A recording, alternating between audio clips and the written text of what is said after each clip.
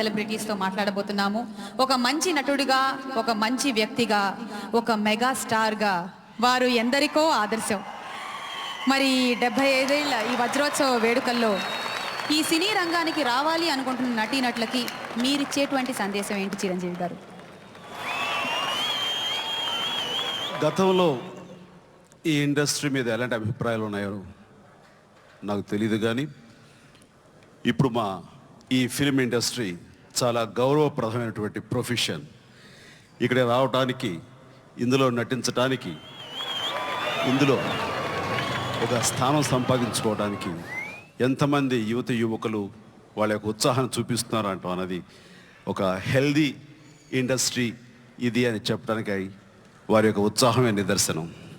చాలా గర్వంగా చెప్పగలను, ఈ ఇండస్ట్రీలో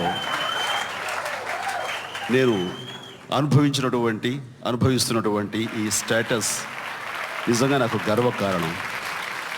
దీనికి గాను ఉత్సాహం అనేటువంటి ఎవరైనా సరే యువకులు ఇది ప్రొఫెషన్గా ఎన్నుకుని ఈ ఇండస్ట్రీకి రావాలని కనుక అనుకుంటే మోస్ట్ వెల్కమ్. ఇది సిన్సియారిటీ, డెడికేషన్, హార్డ్ వర్క్, కళా తృష్ణ ఇవి గనక మెండుగా ఉన్న వాళ్ళు ఎవరైనా సరే హక్కున చేర్చుకుని వాళ్ళకి అద్భుతమైన స్థానం ఇచ్చేటటువంటి ఒక కళామ తల్లి. ఎంత పైకి వెళతామన్నది అది మన హార్డ్ వర్క్ మీద ఉంటుంది. సో ఆ కళామ తల్లి ఆశీస్సులు పొందడానికి ఎవరికైనా అర్హత ఉంది. అయితే వాళ్ళ అర్హతలో సిన్సియారిటీ ఉండాలి, హార్డ్ వర్క్ ఉండాలి, డెడికేషన్ ఉండాలి. అలాంటి వాళ్ళు ఈ ఇండస్ట్రీకి మోస్ట్ వెల్కమ్.